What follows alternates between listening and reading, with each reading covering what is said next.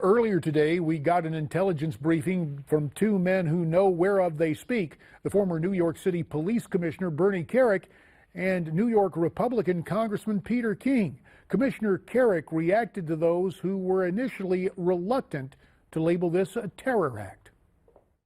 Well, look, anytime you place a bomb or an explosive device in a place to maim, kill, or murder people, that would be included in the capacity of terrorism. I think it's pretty obvious. I know people want to be politically correct and they don't want to get out there and say something they shouldn't say, but at the end of the day, placing a bomb in a public place to hurt people is a terroristic act. Peter King, as you join us via telephone, apparently Ahmad Khan Rahami was known to authorities. Indeed, he seems to be the model of a modern Muslim terrorist. He and his dad and brother apparently had filed suit against law enforcement sometime in the recent past. What do you know about the suspect? What I do know about him is that he has a criminal background. He was charged with assault. My understanding is he tried to stab his own sister. And as far as the lawsuit against the local police, the local town, I'm also aware of that. Apparently he was claiming he was being discriminated against or harassed or whatever else he was saying. But one of the reasons they were able to locate him once they got the prints and everything was because of his criminal record. That made it easier. And but again, I just have to say, and Bernie is the expert in this, but this is just phenomenal police work. To solve this case in less than 48 hours, I mean, it's just amazing to me. Let's continue the conversation, and for that, we're pleased to be joined by former FBI Director Ron Hosko. Ron, currently with the Law Enforcement Defense Fund. He joins us from Newsmax, Washington. And joining us via Skype from Florida, Republican congressional candidate Brian Mast. Gentlemen, we thank you very much for your time tonight here on Newsmax Prime. Ron, we heard Pete King saying this was effective, old-fashioned police work that broke this case in 48 hours. Your take on it? JD, I'd agree with Congressman King. This is looks like a piece of phenomenal police work, perhaps brought about by observant citizens in multiple locations, good forensic work, and a little bit of good luck with the unexploded devices both in Chelsea and in New Jersey that gave the investigators plenty to work with. And Brian Mast, that unexploded device there in Chelsea, where it was another pressure cooker, reminiscent of Boston, that photographer stepped up, called authorities. Classic case of see something, say something. That's exactly right. What you have here is another copycat terrorist. And this was absolutely outstanding police work when you recognize that this was not an unskilled terrorist. He had not only a pressure cooker device, but pipe bombs and other devices. He's clearly experimented with a number of different ways in order to conduct his acts of terrorism. This was very dangerous work, and the law enforcement officers that cracked this open, they did an outstanding job. Ron, to you, this whole thing with the Rahimis kind of seems like Jekyll and Hyde. In one case, they talked to people who were patrons at the family's fried chicken establishment, saying this young man was very nice. On the other hand, they filed a lawsuit against the cops, saying they were victimized because of their Muslim status. But the one thing we've been hearing is this guy didn't make any really deliberate effort to conceal what he was up to.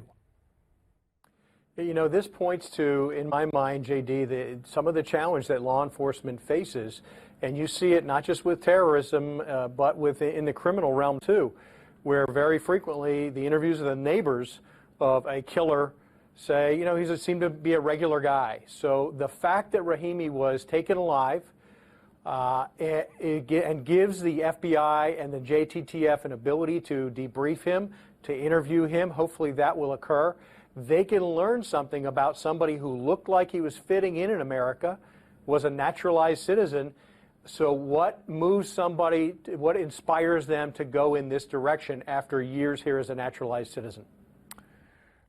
We take a look at this, Brian Mast, and there is Donald Trump back on the stump this afternoon and in earlier media interviews talking about our immigration policy. You take a look at what happened in St. Cloud, Minnesota over the weekend. There's a kid who moved here from Somalia, became a citizen, and started stabbing people, including an off-duty cop. Now, the chief of police in Avon, Minnesota, is praising the quick thinking of the off-duty officer, Jason Falconer. And you hear about those attacks at that St. Cloud Mall from 22-year-old Dahir Adan, who was asking victims if they were Muslim before stabbing them and making references to Allah, Allahu Akbar. Do we have to get smarter, Brian Mast, about immigration, and is Donald Trump sounding the right note? JD, how many times have you and I had to have the conversation? You know, the Boston Marathon bombing, the Chattanooga recruiting station, San Bernardino, the Orlando shooter. How many times have we had to have the conversation about more common sense vetting in terms of people entering our country, especially from these countries where it's very likely that they could be radicalized. And this is something that's important. I've been at the forefront of saying we need to administer something that I've had in my life, and that's essentially polygraph. Polygraph is something that they ask people trying to obtain our highest level of security clearances. We need to be asking individuals entering our country, especially from very select countries, would you consider committing an act of terrorism? Have you considered committing an act of terrorism? Do you follow Sharia law? These are important questions that should be answered, and also clues into if they would be very likely to be radicalized and whether they should be granted access to America. Ron, in retrospect, it looks as if we got lucky this time in terms of the New York bombing in the Chelsea neighborhood. 29 injuries, but no death there. The question becomes, how can we stay fortunate? How do we get ahead and prevent the next incident? Your take on that and the nature of this ongoing threat. JD, I would hope that all Americans learn from this incident, that they redouble their vigilance, that they are watching what's going on in our world and around them, that they're informing themselves. And then I think we have to take a hard look at the guidelines for law enforcement, particularly the FBI, that in some ways constrains them to look at a subject for a brief period of time. If they find nothing, then that subject necessarily comes off the radar. And if they move to action after that time, there's not necessarily a trigger that says, look at me again. Well, we do appreciate the fact that you again have joined us to talk about yet another incident here domestically.